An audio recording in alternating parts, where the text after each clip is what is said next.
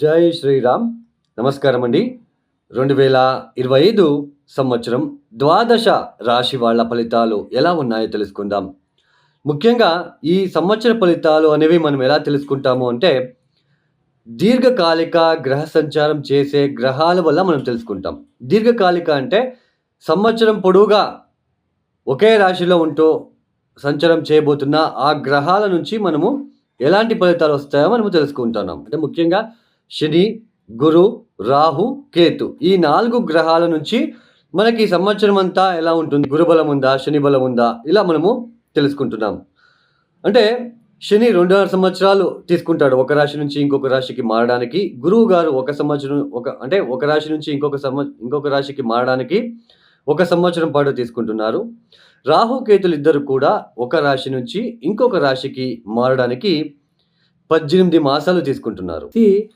ఇక్కడ ముఖ్యంగా ఈ గోచార ఫలితాలు అంటే రాశి ఫలితాల మీదే ఎక్కువ మంది డిపెండ్ అవుతున్నారు. మనకంటూ ఒక స్వజాతకం అనేది ఉంటుంది. ఇప్పుడు గురుబలం ఉంది, శని బలం ఉంది, చాలా బాగుంటుంది అని చెప్పినప్పటికీ కొంతమంది కామెంట్స్ పెడుతున్నారు. మీరు చెప్పినట్లా జరగట్లేదు అని. ఎందుకు అంటే మీ జన్మ జాతకంలో ఏదైనా గ్రహదశ జరుగుతూ ఉన్నప్పుడు, ఏదైనా గ్రహదశ అంటే దుస్థానానికి సంబంధించిన గ్రహదశ జరుగుతూ ఉన్నప్పుడు, మీ జాతకంలో శని బలహీనపడ్డప్పుడు, అక్కడ గోచారంలో ఇప్పుడు శని మీనరాశికి వెళ్తున్నాడు, అక్కడ అష్టకవర్గ బిందులు తక్కువ ఇచ్చి ఉంటే ఆ ఫలితాలు అనేది పూర్తిగా రావు. దశాభుక్తి మనం మ్యాచ్ చేసుకోవాలి. ఇప్పుడు ఫర్ ఎగ్జాంపుల్, ఇప్పుడు ఒక వ్యక్తికి శని మహాదశ అనేది జరుగుతున్నది. ఆ వ్యక్తికి శని బలిష్టంగా ఉన్నాడు, మంచి స్థానాల మీద ఉన్నాడు, మంచి నక్షత్రం మీద ఉన్నాడు. సో బలిష్టంగా ఉన్నాడని అర్థం. ఆ దశ కొద్దిగా బాగా జరుగుతూ వెళ్తూ ఉంటుంది. అలా ఆ దశాభుక్తి జరుగుతూ ఉన్నప్పుడు సపోజ్ మధ్యకాలంలో కానీ లేదా ఎప్పుడైనా సరే ఆ దశాకాలం పీరియడ్లో ఏళ్ళనాటి శని వచ్చినప్పుడు కొద్దిగా డిస్టర్బెన్స్ ఫీల్ అవ్వడానికి ఛాన్సెస్ ఉంటుంది. ఎందుకంటే ఏళ్ళనాటి శని కదా, ఇక్కడ శని మహాదశ. అంటే మీ జాతకంలో శని బలిష్టంగా ఉన్నాడు కాబట్టే ఏళ్ళనాటి శని వచ్చినప్పటికీ కొద్దిగా డిస్టర్బెన్స్ ఫేస్ చేస్తారు. ఏళ్ళనాటి శని వచ్చినప్పుడు అందరికీ ఇబ్బందులు రావు. ఇది బాగా గుర్తుపెట్టుకోండి. అదే ఒక వ్యక్తి జాతకంలో శని బలహీనపడ్డాడు, పూర్తిగా బలహీనపడ్డాడు. అలా శని బలహీనపడినప్పుడు ఎలా ఉంటుంది అంటే భయము, ఉద్యోగం సరిగ్గా ఉండదు, ఉద్యోగం దొరికినా చేయలేకపోతూ ఉంటాము, ఉద్యోగంలో చికాకులు ఎక్కువగా ఉంటాయి. ఏదో చిన్న ఉద్యోగము, శారీరకంగా ఎక్కువ కష్టపడాల్సిన ప్రమేయం ఏర్పడుతూ ఉంటుంది. ఉద్యోగంలో చుట్టూ భయం ఏర్పడుతూ ఉంటుంది. ఆత్మవిశ్వాసం అనేది ఉండదు. ప్రతి విషయంలో ఆటంకాలు, సమాజంలో మనకి అవమానాలు జరుగుతూ ఉంటాయి శని బలహీనపడ్డప్పుడు. అలాంటి సిచ్యుయేషన్, అలాంటి జాతకుడు బలహీనపడిన ఒక శని మహాదశ జరుగుతూ ఉన్నప్పుడు ఏళ్ళనాటి శని వచ్చింది అంటే పూర్తిగా చాలా కష్టాలు వచ్చేస్తూ ఉంటాయి. అంటే మీ జాతకంలో శని బలిష్టంగా ఉన్నప్పుడు ఏళ్ళనాటి శని వస్తే ఏదో కొద్దిపాటి ఇబ్బందులు వస్తాయి. మీ జాతకంలో శని బలహీనపడినప్పుడు, ఆ దశ జరుగుతున్నప్పుడు, ఆ సమయంలోనే ఏళ్ళనాటి శని వచ్చింది అంటే పూర్తిగా డిస్టర్బెన్స్, చాలా ఇబ్బందులు. ఇలా అండి అష్టకర్గ బిందువులు. తర్వాత ఏ దశాభుక్తి జరుగుతుంది, ఆ దశాభుక్తి జరిగేటప్పుడు శని మహాదశ జరుగుతూ ఉంటే ఆ శని ఎక్కడున్నాడు? ఒకవేళ శని మహాదశ జరుగుతూ ఉంది, శని బలిష్టంగా ఉన్నాడు, సో లాభస్థానంలో శని వచ్చాడు అంటే చాలా మంచి ఫలితాలు. అర్థమైందా అండి? ఒకవేళ ఒక వ్యక్తి జాతకంలో శని బలహీనపడ్డాడు, శని మహాదశ జరుగుతూ ఉంటుంది, ఉద్యోగం లేక ఏ చిన్న ఉద్యోగం చేస్తూ కష్టపడుతూ చాలా మానసికంగా, శారీరకంగా ఆత్మవిశ్వాసం లేకుండా ఇబ్బందులు పడుతూ ఉంటాడు. అలాంటి సమయంలో అలాంటి వ్యక్తి జాతకంలో ఉన్న శని మహాదశ జరిగేటప్పుడు లాభస్థానంలో శని వచ్చి, ఆ లాభస్థానంలో నేను చెప్తున్నది గోచారంలో శని వచ్చి, అక్కడ గనక అష్టకర్గ బిందులు ఏ 4, 5, 6 ఇచ్చి ఉంటే, ఈవెన్ ఇక్కడ మీ జాతకంలో శని బలహీనపడి శని మహాదశ జరిగి మిమ్మల్ని ఇబ్బంది పెట్టినప్పటికీ ఈ లాభస్థానంలో గోచారంలో శని వచ్చినప్పుడు మిమ్మల్ని గ్రాడ్యువల్లీ రైజ్ అయిపోతారు.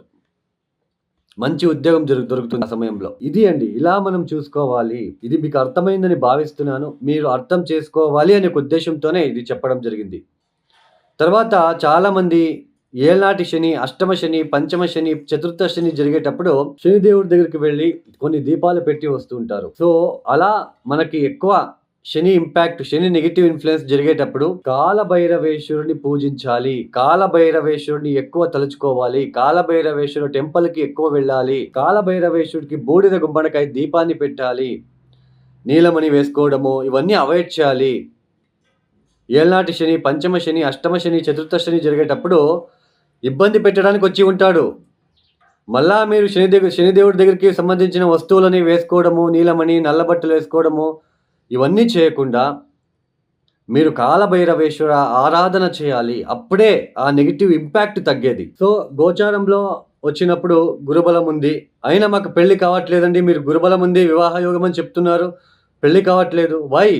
మీ జాతకంలోకి చెడు గ్రహాల దశ జరుగుతున్నప్పుడు, సో నెగెటివ్ ఇన్‌ఫ్లూయెన్స్ జరుగుతున్నప్పుడు ఇబ్బందులుంటాయి. అక్కడ మీ జాతకంలో ఏ దోషాలు ఉన్నాయో వాటికి సంబంధించిన పరిహారాలు చేసుకోవాలి. చిన్న చిన్న సింపుల్ రెమెడీస్ వేళ్ళ కొద్దీ ఉన్నాయండి. చూడండి, అందరికీ హోమం వర్తించదు. అందరూ హోమం చేపించుకోగానే ఆ నెగెటివ్ ఇన్‌ఫ్లూయెన్స్ తగ్గదు. ఇది బాగా గుర్తుపెట్టుకోండి. జెమ్ స్టోన్ వేసుకోగానే కోట్లు సంపాదిస్తాము. This is fake. This is wrong sentence. కొన్ని సింపుల్ రెమెడీస్ వేళ్ళ కొద్దీ ఉన్నాయి. ఫర్ ఎగ్జాంపుల్, చంద్రుడు అంటే ఏంటి? నీళ్లు, వాటర్. ఈ ఎండాకాలంలో వాటర్ అందించండి.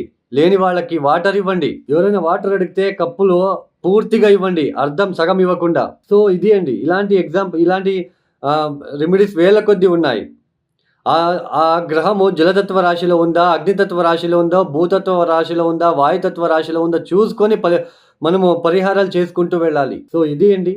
సో ఇక 2025 మార్చి 30వ తేదీ శని భగవానుడు కుంభరాశి నుంచి మీనరాశికి వెళ్ళి సంచారం చేస్తున్నారు. తర్వాత గురువు గారు మే 13వ తేదీ వృషభ రాశి నుంచి మిథునానికి వెళ్ళి సంచారం చేస్తున్నారు. ఇక రాహు కేతులు మే 18 తేదీ తర్వాత రాహు కుంభంలోకి, కేతు సింహంలోకి వెళ్ళి సంచారం చేస్తున్నారు. ఇక ద్వాదశ రాశుల వాళ్ళ ఫలితాలు ఎలా ఉన్నాయో తెలుసుకుందాం ఒక్కొక్కటే. 2025వ సంవత్సరంలో ధనస్సు రాశి వాళ్ళకి ఎలాంటి ఫలితాలు అందుకుంటున్నారు అని తెలుసుకుందాం. ఈ 2025వ సంవత్సరంలో ముఖ్యంగా శని యొక్క మార్పు అనేది చాలా కీలకంగా ఉంటున్నది. ఎందుకంటే శని తృతీయాన్ని వదిలి 2025 మార్చి 30వ తేదీ చతుర్థానికి వెళ్తున్నాడు. అర్ధాష్టమ శని గ్రహ దోషం ఏర్పడబోతున్నది ధనుస్సు రాశి వాళ్ళకి. తర్వాత ఈ ఒక గురువు గారిని మనం చూసుకున్నట్లయితే 2025 మే 13వ తేదీ ఆయన 6వ స్థానం నుంచి 7వ స్థానానికి వెళ్తున్నాడు. ఇది చాలా మంచి విషయం. ధనుసు రాశి వాళ్ళకి చాలా మంచి విషయం. తర్వాత మనకి ముఖ్యంగా ఈ యొక్క రాహుకేతులను చూసుకుంటే 2025 మే 18వ తేదీ తర్వాత రాహు తృతీయానికి, కేతు 9వ స్థానానికి రాబోతున్నాడు. ఈ ఒక తృతీయానికి వస్తున్న రాహు వలన, సప్తమానికి వస్తున్న గురు వలన ఎలాంటి ఫలితాలు ఉన్నాయో చూసుకునే ముందు ఫస్ట్ శని గ్రహం నుంచి తెలుసుకుందాం. ఈ శని చతుర్థానికి వెళ్తున్నాడు మార్చి తేదీ తర్వాత. చతుర్థం అంటే ఏంటి? చతుర్థం అంటే వాహన స్థానము, గృహస్థానము, మాతృస్థానము, సుఖస్థానము, కంఫర్ట్. మనకి ఎలా ఉంటుంది? మన ఇంట్లో ఎలాంటి కంఫర్ట్ ఉంది? అన్నీ ఉన్నాయా? అన్ని సౌకర్యాలతో కూడి ఉందా మన ఇల్లు? తర్వాత లగ్జరీ వెహికల్స్ ఉంటాయా మనకి? సో తర్వాత ముఖ్యంగా ఎడ్యుకేషన్ రిలేటెడ్, ఈ ప్రైమరీ ఎడ్యుకేషన్ అంతా కూడా మనము చతుర్థ స్థానం మీద మనం చూసుకుంటాం. అలాంటి ఒక చతుర్థ స్థానం మీద శని వచ్చినప్పుడు, శని అంటే ఏంటి? Restrictions planet. రిస్ట్రిక్షన్ ఏర్పడుతూ ఉంటుంది. అలాంటి ప్లానెట్ చతుర్థానికి వచ్చినప్పుడు ముఖ్యంగా ధనుసు రాశి వాళ్ళకి అంటే ఇప్పుడు ఉన్న స్థానం చేంజ్ అయ్యే సూచనలు ఉంటుంది. అది ఉద్యోగంలో కావచ్చు, మీరు నివసించే స్థానం కావచ్చు, ఇంటికి సంబంధించిన విషయంలో కావచ్చు, కొద్దిగా మార్పులు జరిగే సూచనలు ఉంటాయి. కొద్దిగా ఉద్యోగంలో స్ట్రెస్ అనేది ఏర్పడడానికి అవకాశాలు ఉంటాయి. తర్వాత తల్లి ఆరోగ్యం విషయంలో కొద్దిగా జాగ్రత్తలు వహించవలసిన ప్రమేయం ఏర్పడుతూ ఉంటుంది. కొద్దిగా గృహంలో కంఫర్ట్ లెవెల్ తగ్గుతూ ఉన్నట్టుగా, మానసిక అంటే అన్‌హ్యాపీనెస్‌కి, సంతోషం లేకుండా ఉండడానికి అలాంటి సిచ్యుయేషన్ ఏర్పడుతూ ఉంటుంది. అంటే కుటుంబంలో లేదా గృహంలో అంటే ఇంటికి వెళ్ళగానే ఏదో ఒక పీస్ తగ్గడము, ఒక కంఫర్ట్ తగ్గడము, హ్యాపీనెస్ లేకుండా కొద్దిగా డిస్టర్బెన్స్‌గా ఉండడం లాంటివి జరిగే సూచనలు ఉంటాయి. ఈ మార్చి నుంచి మే వరకు ఇలాంటి సిచ్యుయేషన్ ఏర్పడుతూ ఉన్నప్పుడు మే 13వ తేదీ తర్వాత వీళ్ళకి దైవ బలం అనేది రక్షిస్తుందనే చెప్పుకోవచ్చు. దేవగురు బృహస్పతి సప్తమ స్థానానికి వస్తున్నాడు. ఈ సప్తమ స్థానంలో గురువు వచ్చినప్పుడు మనకి శారీరక సౌఖ్యం ఏర్పడుతుంది. మంచి మంచి భోజనాలు చేసుకునే ఆస్కారాలు కనిపిస్తూ ఉంటాయి. తర్వాత కుటుంబంలో కొన్ని వేడుకలు లాంటివి జరగడానికి అవకాశాలు వస్తాయి. చాలా అభివృద్ధిదాయకమైన ఫలితాలు మనము చూడవచ్చు. అయితే చతుర్థ స్థానంలో ఉంటున్న శని వలన ఒక పక్క ఇబ్బందులు వచ్చినప్పటికీ ఈ సప్తమ స్థానంలో ఉంటున్న గురువు వలన ఆ ఇబ్బందులు అక్కడికక్కడికే మేనేజ్ చేసుకుంటూ వెళ్ళడానికి అవకాశాలు వస్తాయి. ఇప్పుడు చతుర్థ స్థానంలో శని అష్టకర్గ బిందులు ఎన్ని ఇచ్చాడో కూడా మీరు చూసుకోండి. 0, 1, 2 ఇచ్చి ఉంటే కొద్దిగా డిస్టర్బెన్స్‌గా ఉంటుంది. ఎక్కువ డిస్టర్బెన్స్‌గా ఉంటుంది. తర్వాత దశాభుక్తి గనక చూసుకోండి. అది గనక మీకు ఫేవరబుల్‌గా దశ జరుగుతూ ఉన్నట్లు గనకైతే పెద్దగా ఇబ్బందులు ఉండవు. సప్తమ స్థానంలో గురువు వచ్చాడు ఇప్పుడు పెళ్లి కాని వాళ్ళకి పెళ్లి అయ్యే సూచనలు మంచిగా ఉంటుంది. కొద్దిగా హ్యాపీగా ఉండడానికి అవకాశాలు వస్తాయి మీకు. బిజినెస్‌లో ఎస్పెషల్లీ వ్యాపారంలో అభివృద్ధి చూడడానికి అవకాశాలు వస్తాయి. చాలా మంచి ఫలితాలు, చక్కని ఫలితాలు మీరు చూడవచ్చు. తర్వాత గృహానికి ఎక్కువ ఖర్చులు అయ్యే సూచనలు ఉంటాయి ఒక సంవత్సరంలో. మీ ఇంటికి సంబంధించిన విషయంలో ఎక్కువ ఖర్చులు అయ్యే సూచనలు ఉంటాయి. తర్వాత ఇక్కడ ముఖ్యంగా తృతీయంలో రాహు మీడియా రంగంలో పనిచేసే వాళ్ళకి, రీసెర్చ్ ఓరియెంటెడ్ పీపుల్స్‌కి, సైంటిస్ట్‌కి, డాక్టర్స్‌కి ఇది చాలా మంచి సమయం అని చెప్పుకోవచ్చు. మంచి కమ్యూనికేషన్ స్కిల్స్ అనేది ఎస్టాబ్లిషన్ అవుతూ ఉంటాయి. చాలా మంచి ఫలితాలు మీకు వస్తాయని తెలుసుకోవచ్చు.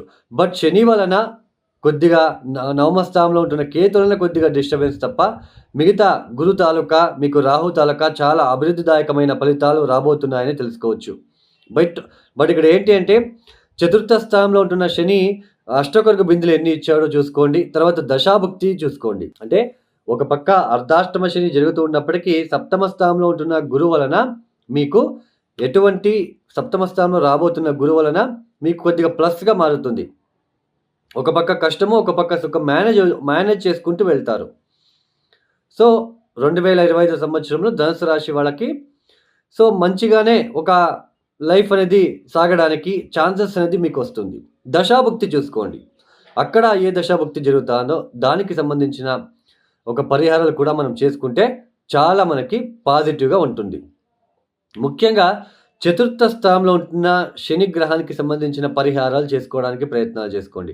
చాలా సింపుల్ రెమెడీస్ చేసుకోండి. పెద్ద హోమాలు, హవనాలు అవసరం లేదు. ఎందుకంటే శని మీన రాశిలో, జలతత్వ రాశిలో ఉంటున్నాడు కాబట్టి. ఈ ఒక కాలభైరవేశ్వర ఆరాధన, కాలభైరవేశ్వరుడికి బూడిద గుమ్మడికాయ దీపాన్ని పెట్టి రావడము, అనాథాశ్రమాలకి, వృద్ధాశ్రమాలకి తగిన సహాయ సహకారాలు అందించడము, బెడ్‌షీట్ లేని వాళ్ళకి బెడ్‌షీట్లు అందించడము, కాకులకి శనివారం పూట ఆహారాన్ని ఫీడ్ చేయించడము, తర్వాత ఇనుపుతో చేసిన ఈ బీరువాలు లాంటివి మీరు ఏదైనా హాస్పిటల్స్‌కి, అనాథాశ్రమాలకి, వృద్ధాశ్రమాలకి మీరు డొనేషన్ ఇవ్వడానికి ప్రయత్నం చేసుకోండి.